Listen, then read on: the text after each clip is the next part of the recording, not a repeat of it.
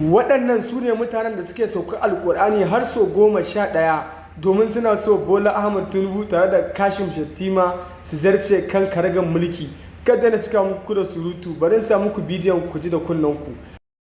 Assalamu alaikum, yanzu ne muka tashi daga sauka Alƙur'ani da muka yi wadda muka yi ta karo 11 kenan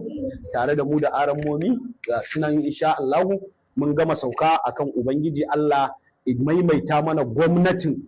mai girma Asuwaju tare da Kashim Shettima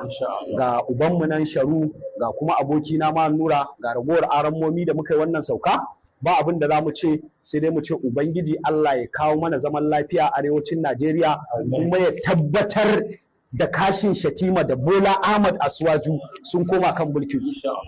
domin ba mu da wata garkuwa a arewacin Najeriya da ta wuce Kashim Shettima ba mu da ita don haka wajibi ne akan mu musulmai ne kowa ya sani mu musulmai ne malamai ne mu ƴaƴan malamai ne mu kama daga kan duk abin da kake tunani tun daga bakara har zuwa nasi aya 114 ba wadda babu ita akan mu nan gaba ɗaya da ka gan mu nan